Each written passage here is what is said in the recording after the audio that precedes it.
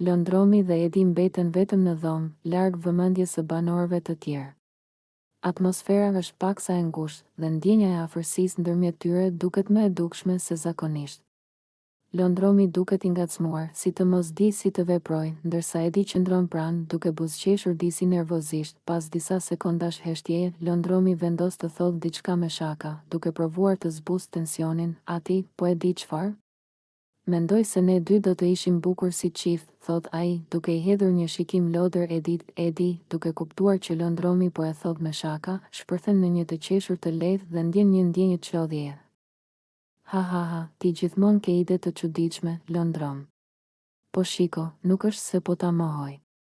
Përgjigjet ajo me një buzëqeshje të ngrohtë, duke treguar se e ka marrë gjithçka me humor. Londromi afrohet pak më shumë, duke lëshuar një gëzim të vogël që i tregon se ndihet i lirë të flasë dhe të tallet pak me situatën. Po them, imagjino një ditë të gjithën.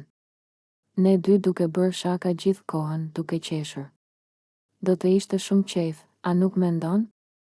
Edi qesh sërish, duke tundur kokën dhe duke e parë Londromin me një sy të ngrohtë. Ha, ti e tmerr, Londrom. Por po, e pranoj, do të kishte qenë interesante. Ndërkohë, heshtja që pason është e mbushur me tension të këndshëm dhe një lloj kurioziteti.